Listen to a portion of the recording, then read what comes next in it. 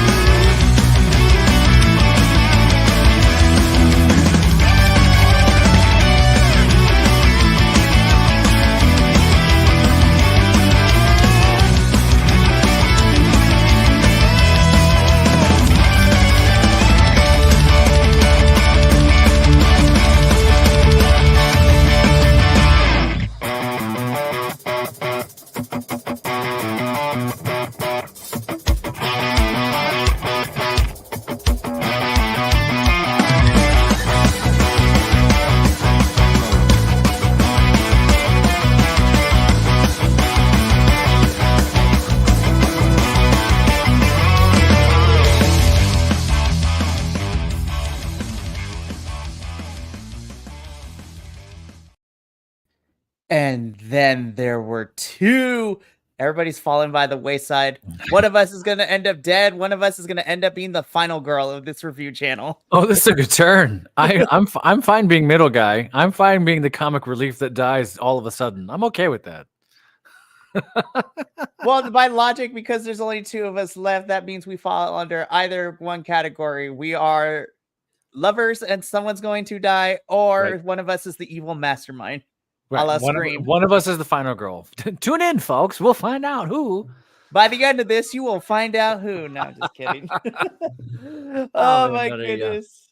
Well, hey, look at that. Me and the professor are back as a duo this week for the Dual Dynasty. It's been a hot minute since it was just me and you doing a It has been a review. while. Yeah. It is fantastic, but I'm super excited.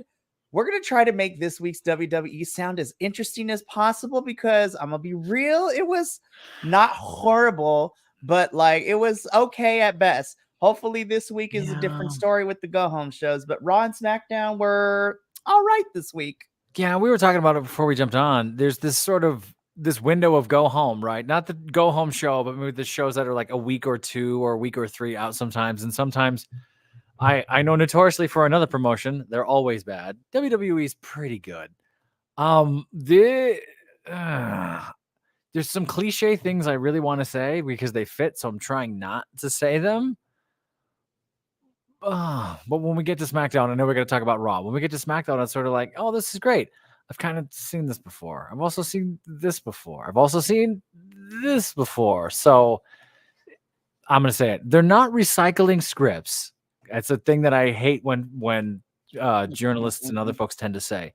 It's not that at all. They're just sort of, they could piece this together a little better, I think. Right? I mean, you only have so many pieces you can play. They've sort of played the same pieces since they jumped to USA Network. It's tough. I don't know. And stagnant's not even what plateau. We've sort of plateaued a little bit. We're sort of like, yeah. We've seen this. It's tough. I'm gonna be all the way 100 WWE and just I will, even though we try not to name other promotions here. AEW also was kind of like this week. It's crazy in a world where normally AEW and WWE, while I have problems with them, I was like, all right, this is a pretty good show. Yeah. ROH and TNA ended up being the best shows for me this week, and that's nuts to say. I was severely underwhelmed with Grand Slam this week. Well, back in January, we were all like, Ring of Honor is going to be the thing for 2024, and then apparently it just stopped. But that's we're talking about other promotions. That's how good Raw and SmackDown kind of sort of were this week. I don't know. How do you want to start? We have a lot of things, and at the same time, nothing to talk about. What do you want to do? Well, we're going to quickly go through Raw, and I'm just going to give you my opinions and then your opinions about certain stuff, because even though you don't watch the Raw, I saw some recaps, a lot of things that we're already echoing. Yeah, you're right, and we are building towards Bad Blood, which you will be covering with us. So really quickly, I'm going to talk about. Probably, I'm gonna be honest, there was probably like one thing on there that made me super happy and then is of importance, which I'll say for last. But our matches this week, I mean, we really are just building past Bad Blood with what potentially we might be getting. Like Sami Zayn is feuding with Gunther and Ludwig Kaiser, in which that match opened up Raw, which was actually really good. Sami Zayn defeats Ludwig, is still going after Gunther. So I was like, this match is either happening at Crown Jewel or on a random episode of Raw in the future, but we are building once again Sammy to face Gunther, and I'm like, cool. I mean, I hope, but if they send Sammy to Crown Jewel, they better pay him well, because I know he is not a fan. But no, he is not. Woof. I'm very interested to see what happens with all of that. We talked about this last week and the week before, but Dragon Lee, which we missed him on our television screen, defeated Carlito. LWO and Judgment Day seem to be feuding again. I'm like, why? Just like that. Oh, why? I'm just like, what are we doing? Why are we doing this? Like we've said, like this sort of, they only have so many pieces to play. Fine. Move them around. I think that might be why they're pushing for a 3-hour show, just so they get that extra. Well, let's be real. Not 60 minutes, maybe 20 minutes of wrestling and 40 minutes of whatever the hell else they're going to plug in, to maybe clean and cook some of these storylines, because they're up against it right now with 2-hour shows. I mean, that makes sense to me that it's the 2-hour blocks could be throttling them a little bit. Right. I also don't buy that because, well, I don't know. There's just the way they're cycling through stuff. I don't know. I'm not creative. I don't know. I don't want this anymore. I don't want to do this. Oh, you're so mad. What happened? I'm like, I don't want to do this anymore. I don't know. Anyway, I don't want to see LWO and Judgment Day face each other again. I think it's just a holding pattern because, we don't need to do it. Half of the Judgment Day is involved with the Terror Twins, which we will talk about in a little bit. We also had Damage Control defeat the Unholy Union, a.k.a. the Hex Girls. And I'm like, so we are officially done with the Unholy Union and the Tag Team Championships. I mean, last week we had EO beat Bianca clean. And then I'm just like, oh, okay, so we're going to progress that, right? Nope. Because then we have Damage Control and Unholy Union fight each other just to give Damage Control something to do. Black Girl Magic will be hosting Bad Blood. So I'm like, so we're going to wait until fine, whatever, I guess. It's cool. Fine, whatever. But probably the more fascinating stuff is what we happened, because after a backstage segment where Kofi Kingston is helping Xavier Woods remember the good times New Day had, and coming across American made like Millhouse. It's exactly how this match gets sets up. I'm like, what in the Simpsons is this? But American Made takes on New Day. American Made win. The fracture between Kofi and Xavier is widening every single week. And Big E got to the internet and says that, you know what, if the boys want to move on, I am in support of them moving on, which is big for Big E, and it hurts. That hurts. That's the part I heard during the week that I was like, oh my God. Well, I love me New Day. I was not watching wrestling during their peak. I absolutely admit that. I have caught up with them since. I'm a Xavier Woods stan. I love me E and Kofi. They're fantastic. Maybe it is time to move on a little bit and figure out where do we go? How do we do this sort of thing, And I don't hate that. I hope that it means a push, though. If you're just busting up factions just because you don't know how to write things or you're stuck, okay, that's fine. But push these guys. Xavier Woods is due something. I mean, he's been there just as long as the E and Kofi, right? But that's what, 13, 14 years? Like, he's been putting in the time. Yep. We shall see. I'm just like, I think this is the most interesting storyline we have on Raw right now, because, sure, we might see Kofi and Xavier split. I don't know if this is the end of the New Day. Who knows with all of this? But then we get into the match that made me super happy and was honestly I'm kind of mad this wasn't saved for Bad Blood, but our Intercontinental Championship match, Braun Breaker defending his title against main event Jey Uso. This match slapped. Like, this was amazing. And honestly, I think it's probably the best match this week from all the promotions we cover here. Honestly, this match was amazing. And, they actually did it. I didn't think they were going to, but Jey Uso is your new Intercontinental Champion. And, I'm just like, this man finally, after 15 years, has his first singles championship in this company. And I'm super happy. I've been wanting this forever. And now Jey Uso is a singles champion, which now the only thing I have questioning is that now that he's a singles champ, how does this play into Survivor Series? Like, is he going to do his own thing? Is he going to be involved in, is he going to be involved in War Games, but not with Roman and like go with the Terror Twins? Because they're playing up Jay having this friendship with Damian and Rhea. So, but I'm so happy that Jay won this title, and I can't wait to see what he does. Braun's going to be fine. He's very young in his career. He'll get back there. I agree. And we talked about that earlier. We had our feelings about him being a transitional champion, which this doesn't really feel like he was. He did kind of fight for it, earn it, and defend it. I had my mic muted, but I was concurring with you the entire time. Like, I agree. I saw the bumper during SmackDown and went, wait a minute, Jay won? And then went back and refound out, like, oh my God.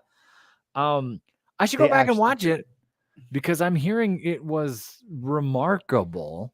It was, and I could tell you I have to relook at it at the end of the year, but it cracked into the top 10 for me this year. I have a SmackDown match, even though it was sort of a ho-hum SmackDown that ended up on my list, and we'll talk about why, actually. It's so fantastic, but those are the matches this week. So now let me go through any of the promos and any of the important story developments that we have. First and foremost, we had Liv and Rhea kick off Monday Night Raw this week with the usual back and forth. They've been feuding forever. And we come to find out that there's going to be a special little twist for their championship match at Bad Blood.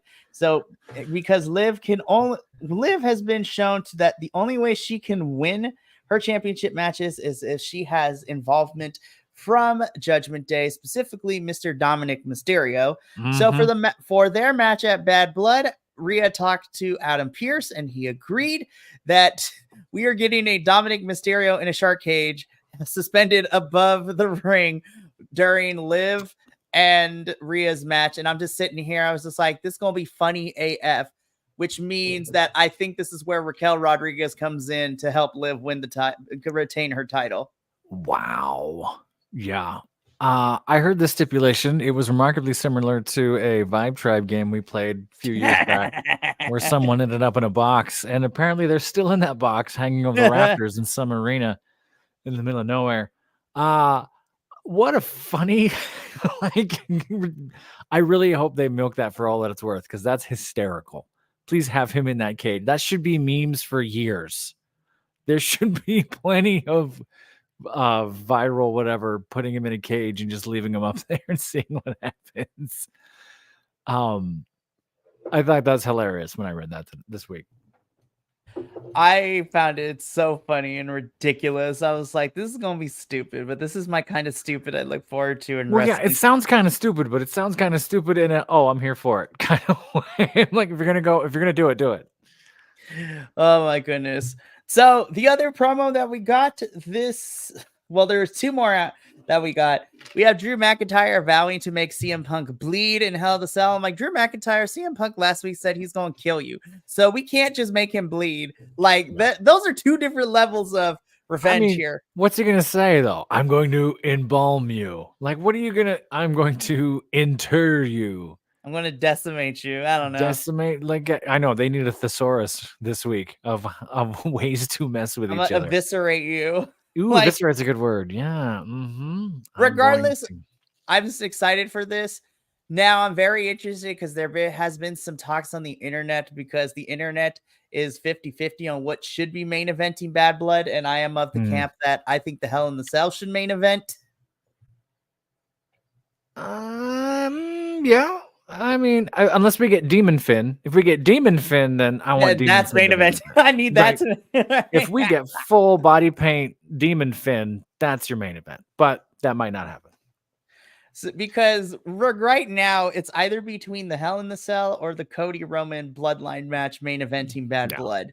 For sure. And I'm like, it's called Bad Blood. I'm looking at both of those two storylines, and I'm like, Cody has had issues with the Bloodline, and so has Roman. But you literally had two other pay-per-views where Drew and Punk are trying to kill each other. Yeah.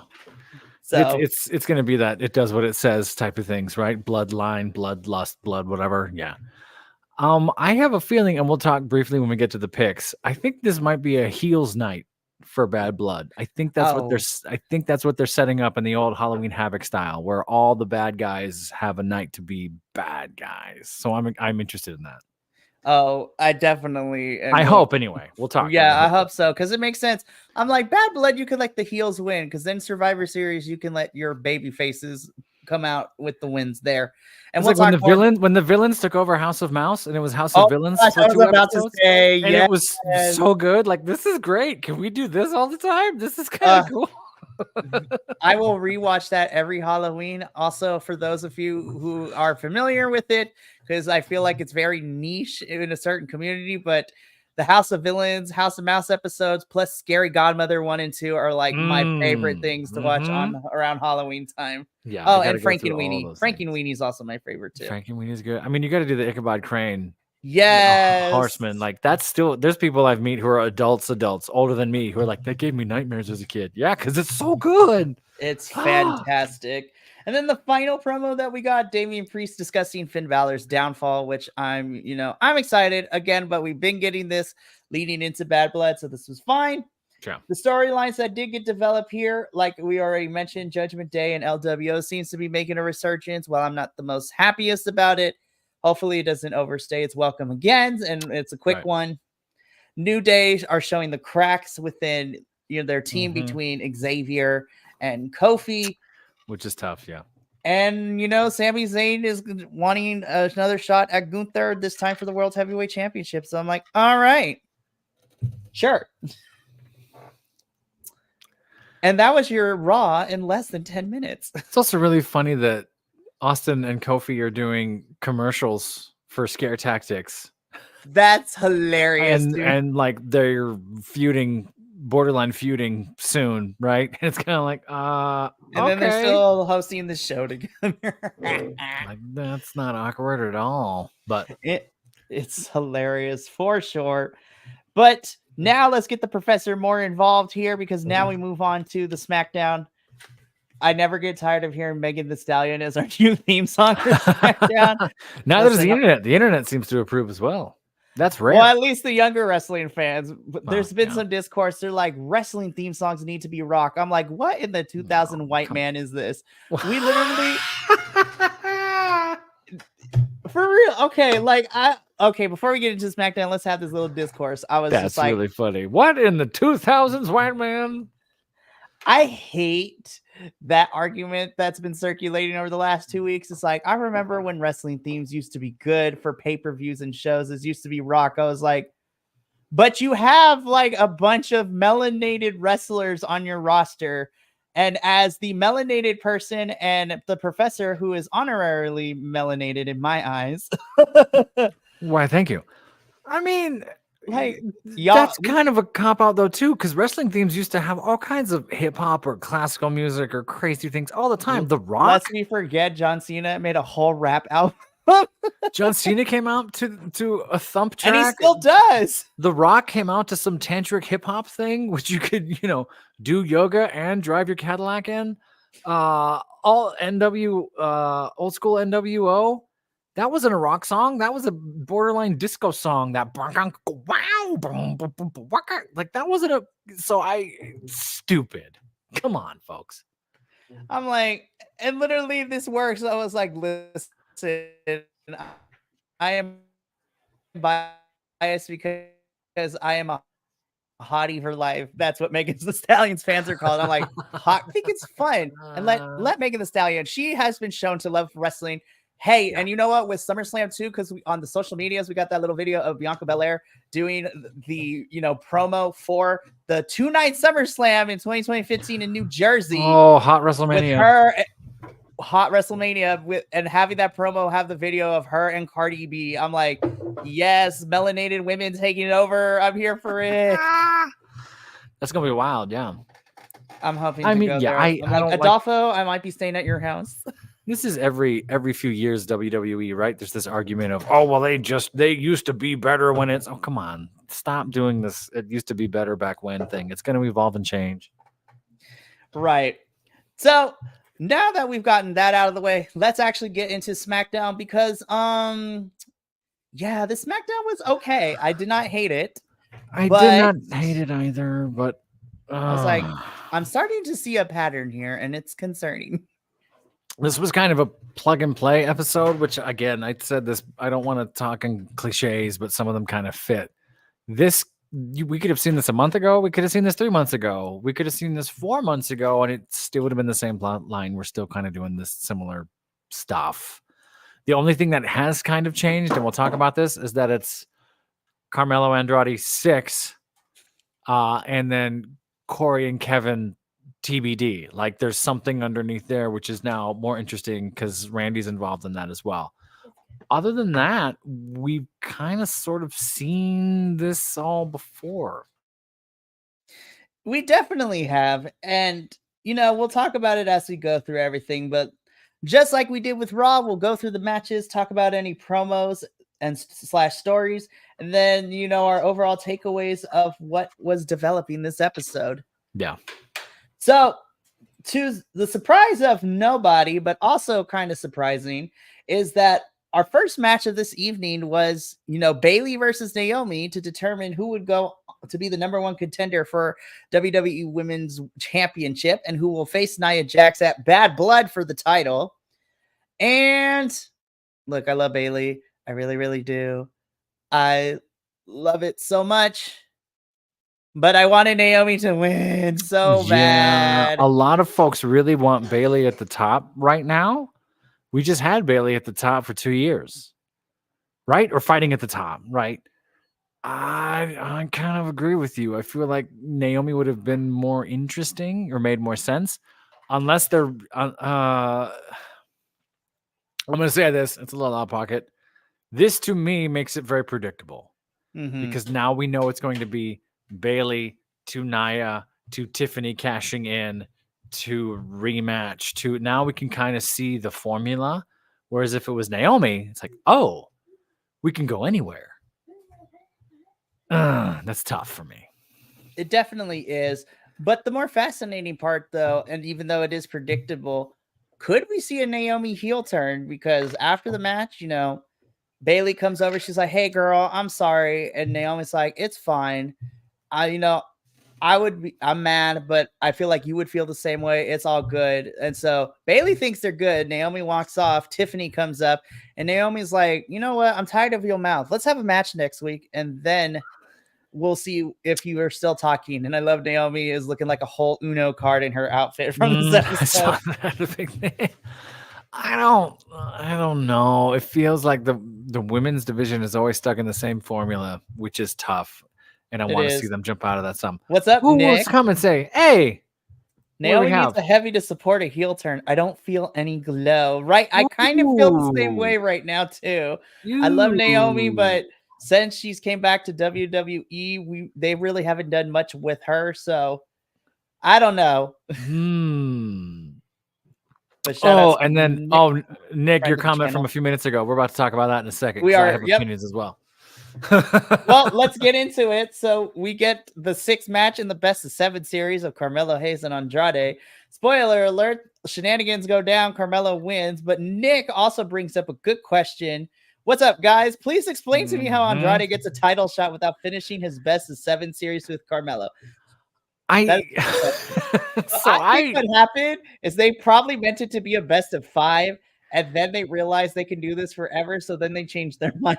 I really hope that's what it is, because I called for this after the second one. I was like, give this to me every Friday for the next 10 years. Why not? Let's see on Friday, how do Andrade and Carmelo get out of this mess, sort of thing.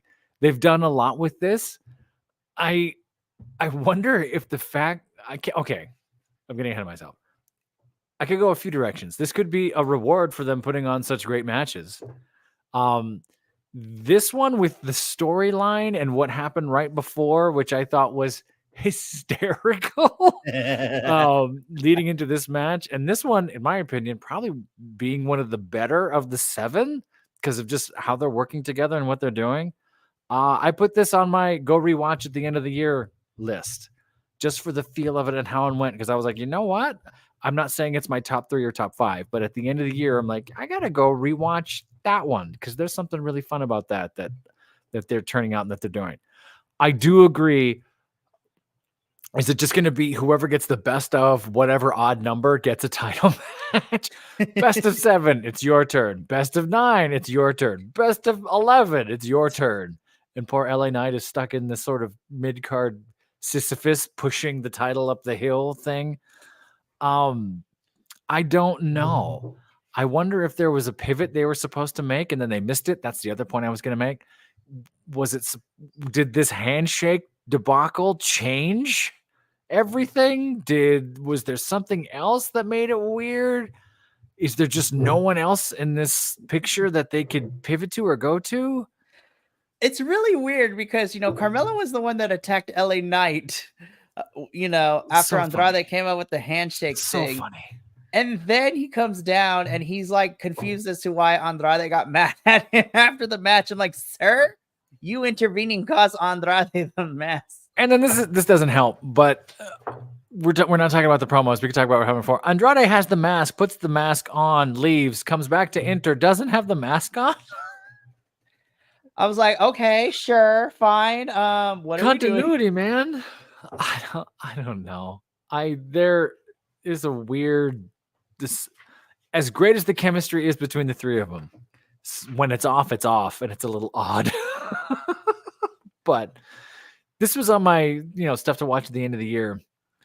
I don't know what they're gonna do. Are they buying time till AJ Styles comes back? Do we run that back again? Are we trying to get somebody else in this picture to come Well, over from it's Raw? funny you bring that up because even on this episode, we got a video package that AJ Styles will be returning next week. I'm like, Right. okay. I mean, cool, but like, huh? I mean, don't get me wrong. I've missed AJ on my screen. I feel like we have not seen this man since France, and I'm like, Nick Can't get into do the yeah. WWE Yeah, match yeah, with yeah. two relative main roster, no names. I'm like, ouch. So here's the thing: if you had said at the beginning of this, whoever wins this best of 7 series gets to face, LA Knight or something like that, then I'd be like, okay, cool. We're building up these matches. But now we kind of like Andrade gets this shot. Oh, wait, we kind of stopped. We should have stopped at 7, not 5. So now they're kind of backtracking a little bit. Yeah. I don't know anymore. I wonder, and this is a thought that I had in the beginning, and now it's kind of crystallizing differently. So I'll say this, and Nick, if you has an opinion, go ahead. I wonder if this might be a thing, and it's just Andrade and Carmelo testing this out for the first time. If we're going to see wrestlers start doing best of 3, best of 5 series, so it feels a little more like sports. If they're trying to really lean on that sports entertainment angle. And so now we have best of 3 goes here, best of 5 goes there sort of thing, and have this illusion of a 5-game series, 7-game series type of thing. I'm wondering if that's something they're going to try. And this was how they rolled it out just randomly. The thing that takes me away from that is you probably didn't want to change networks in between. Fine. I don't think they were going to run it this long, but I don't hate that idea. If this becomes a thing, as long as it's not, how you play cards with your grandpa and you would go, all right, best of 3. And like you keep winning and like, all right, best of 7. Like it never stops. But I wonder if this might be a little bit of the look at us, we're just like sports angle that they're trying to play. I don't know. Well, we shall see what happens, but now we've tied the scoreboard up 3-3. So ultimately somebody is winning this match unless, and I don't want this to happen. So knock on wood that this doesn't, but I don't want there to be a schmoz finish or a tie. And then it's like LA Knight's like, I will challenge both of you. No, there needs to be a definitive winner. There's got to be one. We can't, no more triple threats for a while. Come on, folks. This is starting to get a little goofy. Have 1v1. Let's go. Earn a thing. Let's go. For reals. I'm like, listen, I am here for this series. They could go on forever, but now we've kind of put ourselves in a corner a little bit. Yeah. So then the other match, there were 2 other matches this evening. The one that we can quickly talk about, Michin versus Piper Niven. Again, we have this dumpster match next week against Chelsea. Michin won. Michin won a match on SmackDown. Which means to tell me I think she's losing to Chelsea now. I want Chelsea to lose because I think that'd be hilarious. Michin hasn't won on SmackDown in forever. For reals. And she beat Chelsea's heavy, so to speak. Yeah. And you know what? I'm like, can we push Michin up the ladder a little bit? Like, I love her so much. I hope so. I hope this is a push for her. I doubt it because for some reason they don't think she's worthy. I think that dumpster match might be a dark horse for one of the better matches of the evening. I think that one, because you got someone who's goofy versus someone who's tough, right? Right. Mm-hmm. I mean, experimenting with everything, even the speed time. Yeah, I recall a crazy finish. Not a crazy. Hey, you see, sometimes I don't sound totally out there. I think it's a cool take. As long as it doesn't turn into like best of 7 champion, and like you could bottleneck the title in a way, and then nobody gets anything. Whereas if you're in this contendership place and it's mid card anyway, I mean, Andrade and Carmelo are kind of setting the bar for the thing, right? I would not mind seeing that turn into. I don't know if they would go as far as to make contracts for it and be like, all right, you're going to do a best of 7 series with da-da-da-da. They might, but anyway, Michin throws Chelsea in a dumpster. I think that would be fantastic. I like that she's winning. That makes me happy. It does too. We love Michin here, and hopefully this leads to something fun for her.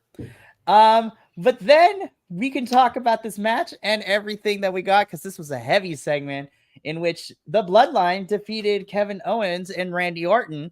But before we get into why KO and Orton lost, let's start at the beginning, because Randy Orton at the beginning of SmackDown is just like, so let's address the elephant in the room. I need Cody Rhodes to get up on out here because we got to chat and we got to talk, right?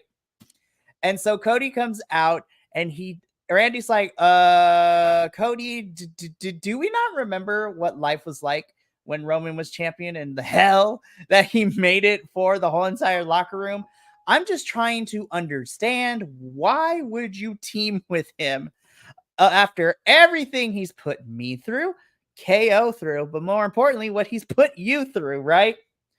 And so Cody's just like, listen, Randy, I hear you, but the enemy of my enemy is my best friend scenario is basically how this is. And Randy's like, look, I don't personally have a problem with it unless you make it my problem. I'm like, the plot thickens.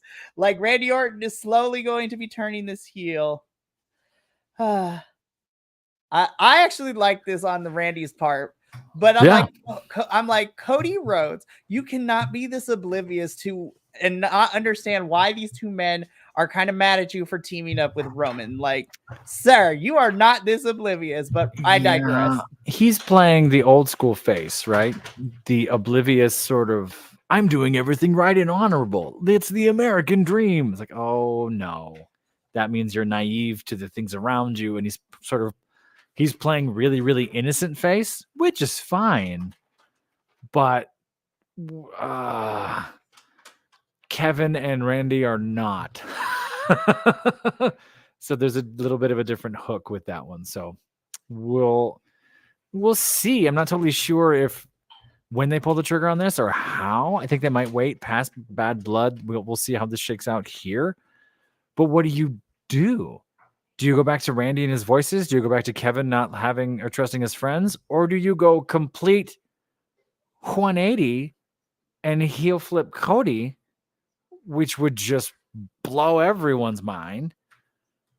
And is that what Triple H has been alluding to for 2 years, going, something you've never thought of before? In every interview he has, like, we're going to do something no one thinks we would ever do. Or is that just hyperbole? I'm interested. I just want them to do it in a clean way. But I'm kind of stuck. I don't know. Right. And then we kind of fast forward later into the evening. So KO comes out, match is made with Randy and KO versus the Bloodline, which is later on in the evening. We fast forward to the middle of the show where KO and Randy are like strategizing backstage. Cody comes in, all three of them talk. Randy tells Cody, it's like, look, I was like, it's not that we don't want to include you and that me and KO got this. The only thing that I ask of you, Cody, is you do not come out for this match. Win or lose, we got to deal with this on our own. You stay put. Right. Mm-hmm. Then we go back to the present at the end of this match because why did these two lose? Because Cody Rhodes stuck his nose in their business after they told him not to come out for this match, which then causes KO to get mad, get all up in Cody's face. Cody and KO begin to argue, and Randy has to separate the two as SmackDown goes off the air with this image of Randy playing the dad, separating the two kids who are about to throw blows. Yeah. I mean, rest in peace, the announce table, by the way. They destroyed everything on that announce table in this match, which is, a good match, a very good Kevin Owens, Randy Orton versus the Bloodline match, which we have seen every SmackDown, or at least every other SmackDown, for about 2 months. And that's fine. It's still very, very good. It's still great. I've just seen it. So now I can be nitpicky and be like, yeah, this time they busted the monitors. The monitors didn't survive. You saw all the circuit boards. There were one or two moments. There weren't botches. That's not what I mean. There was once or twice where they kind of hit each other and they were a little closer than they should have been. If you watched in the middle, it's like, oh, you really got him. Oh my goodness. But still a fun match to watch. I love that they're taking risks with camera angles as well. There's a one shot at one point where the camera goes from one side of the ring, same camera guy, all the way to the other, and then all the way back again, which I thought was really cool. I haven't quite seen that done before. So I love that they're trying new things on USA and doing what they're doing. Again, my only concern storytelling wise is where are you going? Because now Bloodline got a great infusion of, I don't know what the word would be. We were actually interested again because of adding Guerrillas of Destiny and Fatu in there. Now you risk plateauing it the same way you did for 2 years if you keep putting on the same kind of stuff. Either shake it up again and make it matter, or we got to lean on this Roman thing, or they're just going to blow it all up after Bad Blood, which is possible. I don't know. But now I'll say all that, and I'm sorry, Mikey, I know I'm taking up space. I feel like they run the... I can't articulate this yet. Mikey, go ahead. I'm trying to say it articulately. Well, the problem is I think for me, and I don't know if this is where you were going with this, but from my observations, we are playing with a lot of chess pieces on this board because, we're telling this story. Roman and Cody still don't like each other, but they have a common enemy with Solo Sikoa and this new version of the Bloodline. So enemy of my enemy is my best friend. They're teaming up to try to take care of the problem. Randy is being a little bit more calmer about this. KO, we know, is the hothead of the situation. You're playing with a lot of moving chess pieces around, which, our biggest question is that once Bad Blood is done and over with, we honestly don't know what the final makeup for the War Games matches are going to be like, because normally we have one men's, one women's match, but it seems that this year is going to be reserved for your two big storylines across both brands. So we know that there's going to be a Bloodline Civil War, War Games match at Survivor Series.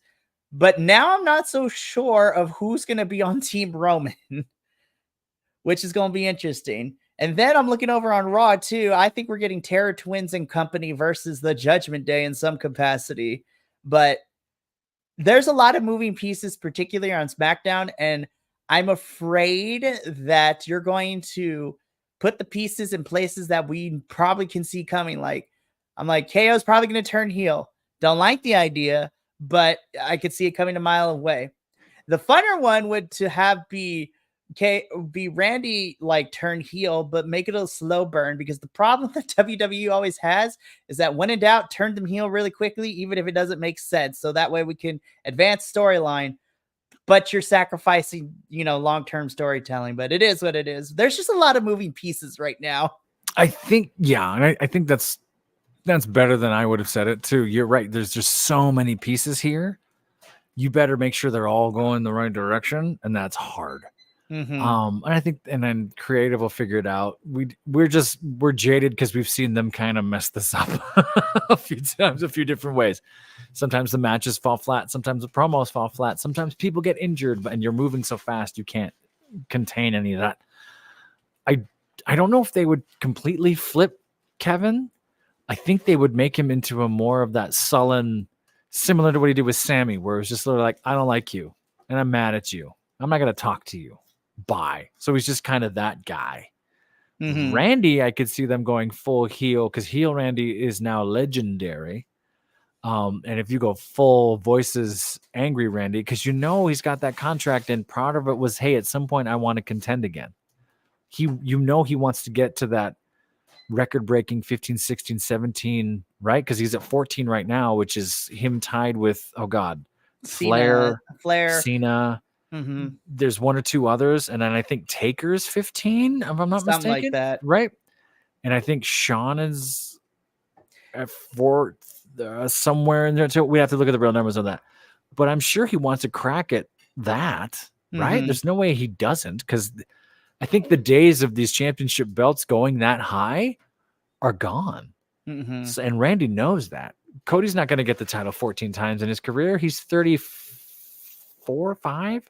He's on like the second half of his career where now he's going to be at the top, but then we're going to start to see him over the next couple of years start to wind down a little bit. And he's even said it.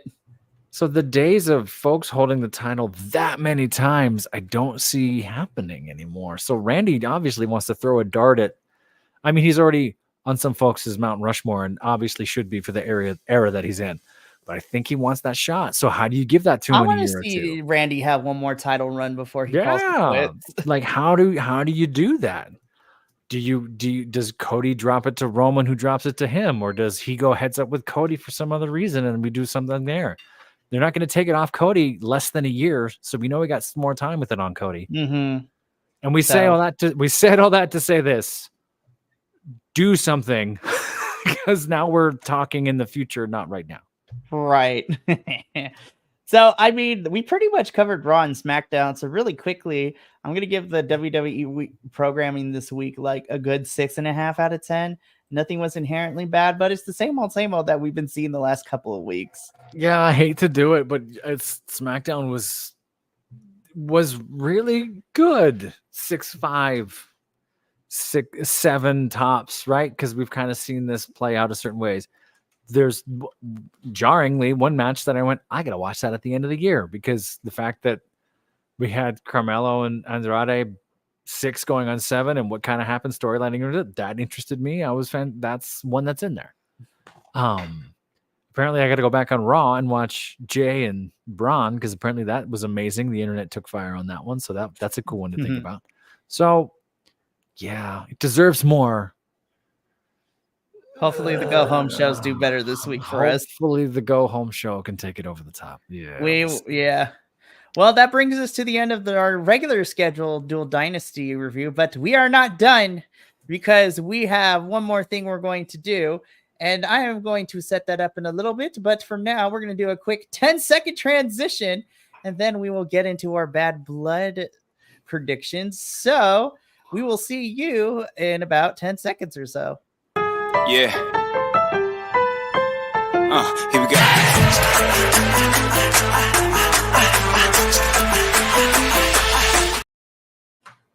And we're back. Hey. Oh my goodness. So WWE, I have a bone to pick with you, because normally for your pay-per-views, you have really cool posters. You have yet to release an official, and I put that in quotes, posters. So I just had to find one with the background on it and just put Bad Blood on it. So they just have angry faces, right? Is that their poster? It's just angry face. They don't even have that. Like, where did you get these pictures then? Oh, you mean for the match cards? So the match cards I found on the WWE website, but normally they also have a poster. Like for the last one we did, which was Bash in Berlin, we had all the match cards, but then like the official poster was that one of just Gunther looking like immaculate. By the way, there's not one with Bad Blood. So if you have not seen the match card with Liv and Rhea with Dom in the back, happy to be in a cage. By the way, they updated that, because that wasn't there until that stipulation got read this week.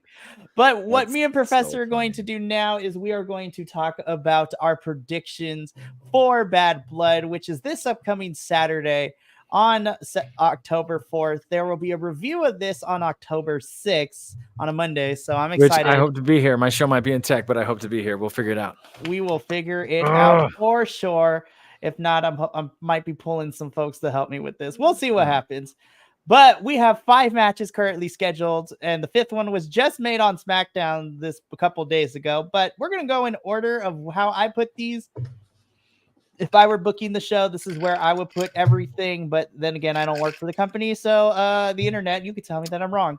But shall begin what I think should opening up Bad Blood, which is Damian Priest versus Finn Balor. This is one of the 2 Terror Twins match we are getting for Bad Blood. Rhea and Damian had a decisive victory over Dominic and Liv at Bash in Berlin, but for the last couple weeks, Judgment Day has been beating up Damian and Rhea. So now Damian finally gets his hands on Finn Balor, the person who cost him his championship at SummerSlam. And Professor mentioned this at the very beginning of this review. I think this is going to be a night for heels, so I am picking Finn Balor to win here. Yeah, I have Finn as well. I'm going to lean heel heavy on this one just because that's what it looks like they want to do for Bad Blood. I do really hope we see Finn the Demon. I don't know if that's like copyright in some way, or since the cage match with Adam Copeland, formerly known as The Edge, was in there. I wonder if that was pseudo retired after that, or if they really want to go to that place. I would love to see Finn go there and just decimate Damien, which would just be remarkable. I think it's going to be a hooker by crook type of thing, but we'll see. I think it's Finn. I would love that more than anything. So we go on to our next one. So again, if I were booking this, the next match we would have, this is what the professor was talking about. It's so funny. Look at that. Look at the Photoshop on that. Right. This is for the Women's World Championship. Liv Morgan defending her title against Terror Twin number 2 and Mommy Rhea Ripley, with Dominic Mysterio suspended above the ring in a shark cage, as we can see in the background. That's so good.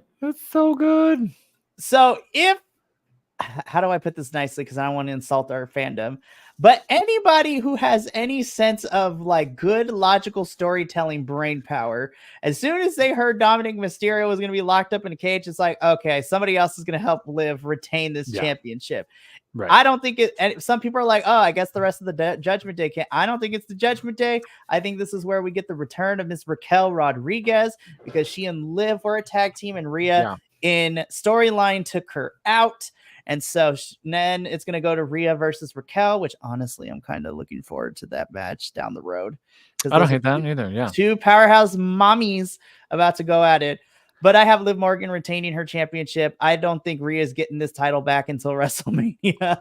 I think you're right. I think they're going to let this slow burn for a while. I think they're going to let Liv run, which rightfully so. She should have a shot at this, and she's doing great as heel champion, stirring the pot and making everyone interested. I would love to see that return. I think that would be a lot of fun. That would give them somewhere to go.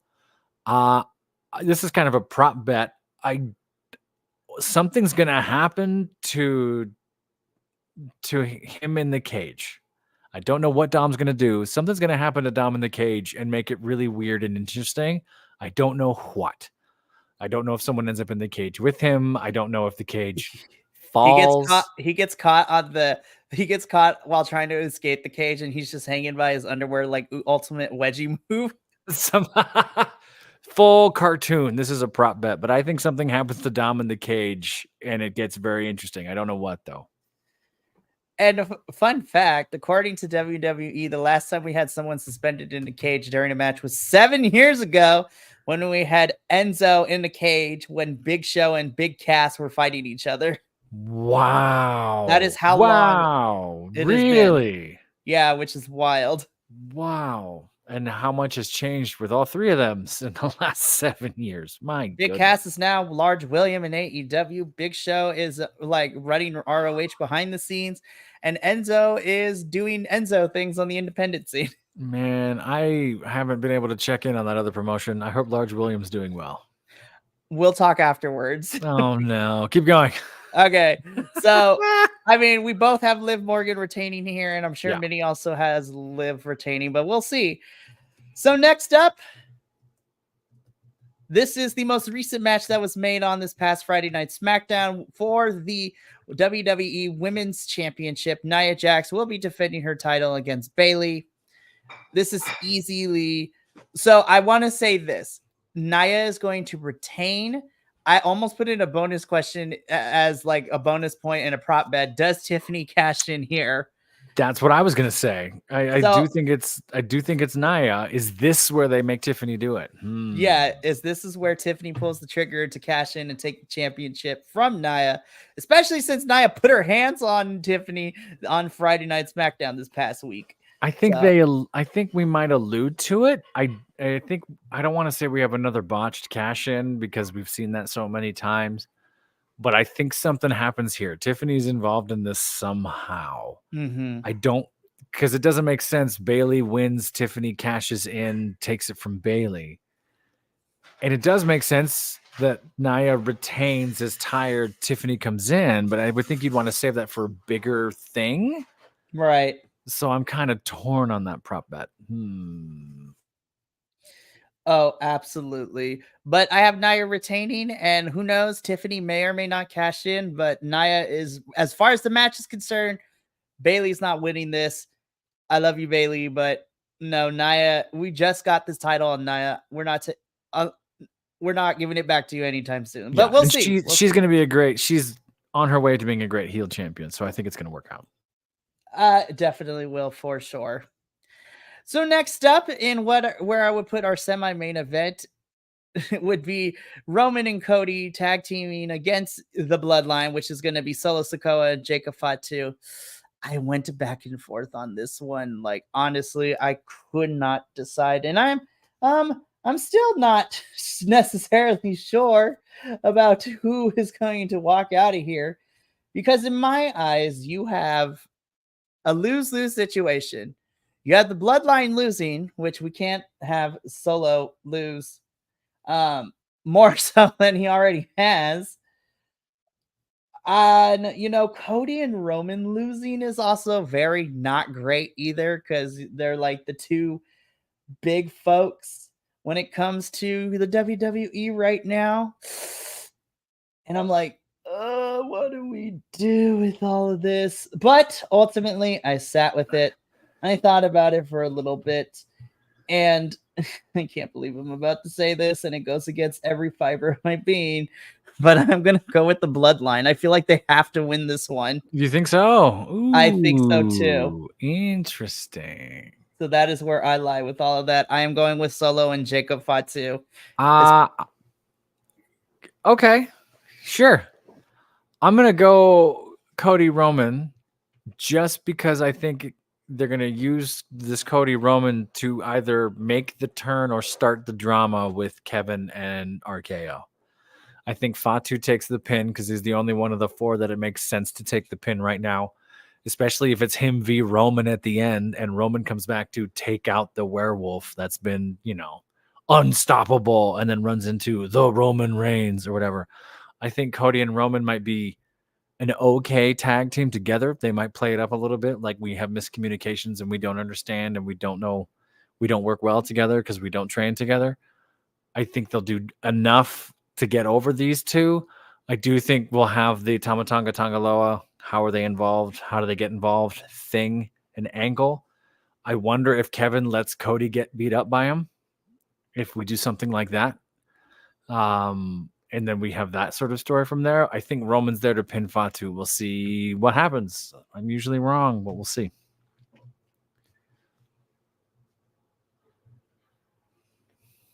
So this is the first pick where we dissent a little bit, but it's going to make it more interesting. I will say that Minnie did pick Cody and Roman as well. So I'm either going to pull out a flawless victory or I am going to end up losing this one, but that is okay. Yeah, but we're kind of a coin flip on this anyway. So. Well, the other match that is also kind of a coin flip and what I think should be main eventing is our Hell in the Cell match between CM Punk and Drew McIntyre.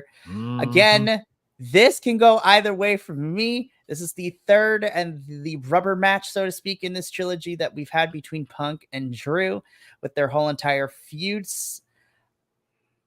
This one's also tough too.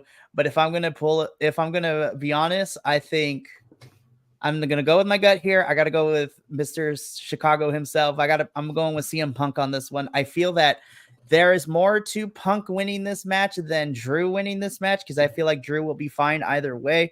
But I think Punk winning should be the good call. And then you have Punk go after somebody, and then you can have Drew come in later down the line and they can revisit this. But for now, I think Punk should win this one, and I'm going to go with CM Punk on this one. I think you're right. I see that as well because Punk had so much time off. We're now doing a best of 3. I think Drew's going to be fine. Drew can feud anybody after this, take some time off, move on from this. Unless we're going to do that best of 7 thing I was talking about, and we're just going to have them fight for all eternity. This should be your match of the night. This should be the one that we talk about and at the end of the year. This has that potential. I know a lot of folks giving CM Punk grief for his cardio and being an older guy, and I get it. Drew's still in his peak, still in his prime, can do pretty much anything. They work pretty well together. That last match with the traffic lights, I'm forgetting all about it, was was a blast to watch, and they have each other's cadence and sense of humor and all that stuff. Right. So do we think those? What do you think?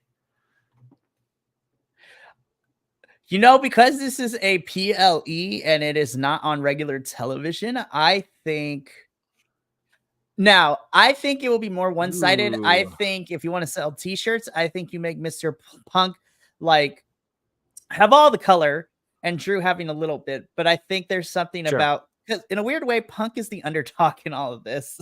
Oh yeah, Punk feels like an underdog in this feud. So I think the visual of having Punk have lots of color all over him, because we don't want to get demonetized. Right. Happen. I think we'll show it. Now, if they decide to go grayscale and we kind of mad, I'm like, this is not television. It is okay. No, I think they color each other up pretty well. I don't know if it's full coloring book, but I think CM Punk is, as we know, CM Punk tends to get color on his face by sneezing. Like that can happen rather quickly. I think they go for it here. I think if you have a whole PLE called Bad Blood and you don't, we're laughing at you. Like, come on, folks. You can't. That's a good call, Daniel. I feel like they'll do something. Oh, absolutely, for sure. But that does bring us to the end of the card we have for Bad Blood. Bad Blood is this Saturday, October 5th, and we will be reviewing it on Monday, October 7th. So it'll be myself, Minnie, probably the Professor, and I'm also working on, in case that doesn't happen, finding somebody so we don't have a repeat of Royal Rumble from this year. Just you by yourself. Me by myself talking about it, but we'll call okay. Nick. We'll get Nick in there too if Nick's available on Monday. It's like, hey, man, we need you. Well, there will be people to review Bad Blood, myself, Minnie, and either Professor or somebody else. But before we go, I've got to do a little bit of housekeeping, as we always do here on the Dual Dynasty review, as this is the beginning of the week. We will go through what to expect this week, but also I'm going to be giving you a sneak peek of all the big stuff we got going on. So first, this is our current schedule for this week here at the BC WrestlePod. Once again, it is just like this previous week, where everything is going to be just a regular review, but don't let this fool you, because this week's kicks off from between the beginning of December. We are pretty much having a pay-per-view almost every single week leading into the end of the year, which is kind of wild. But on Tuesday, we have our AEW review. Wednesday is our CMLL review, where we'll be reviewing Night of Champions for CMLL, where we got 7 championship matches on a singular episode, which was fantastic. Friday, we have our Ring of Honor and TNA review. And then next Sunday, we will have our Dual Dynasty review. So I appreciate all of that. But you're like, what kind of big stuff do you are talking about, Mikey? Well, what we're going to start doing is at the beginning or towards the end / beginning of each month, we will be giving you a preview of all the pay-per-views we're going to be reviewing. So for the month of October, as mentioned before, on October 7th, we will be reviewing WWE's Bad Blood. On Monday, October 14th, we will be reviewing AEW's Wrestle Dream. Will John Moxley retire Bryan Danielson? We will find out at that pay-per-view. We will find out. On October 20th, myself and Will, hopefully, will be doing a watch-along for Scott D'Amore's new promotion, Maple Leaf Pro Wrestling, for Night 2, Forge Excellence. One of their matches is TNA's Josh Alexander's versus AEW's Konosuke Takeshita. Athena's going to be there from Ring of Honor. There's going to be a whole lot of folks there. Formerly known as the Maharaja WWE, we have Mr. Desi, going to be there as well. It's going to be a good time. And then you can see that review Thursday, October 24th. But then the big guns come out, because on Saturday, October 26th, there will be a live watch along for TNA's Bound for Glory. between myself, Andrew, and Will. And then the review will be the following day, Sunday, October 27th. And then to round out October on Monday, October 28th, myself and whoever I can grab who is interested in NXT will be reviewing NXT's Halloween Havoc, which is going back on the road. NXT is back on the road, and their premiere episode on the CW begins this Tuesday live from Chicago.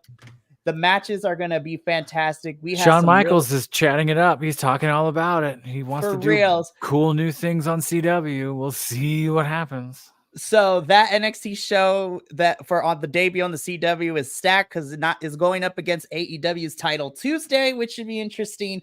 But the matches for NXT, you have Julia versus Roxanne Perez for the NXT Women's Championship. We have a whole bunch of stuff.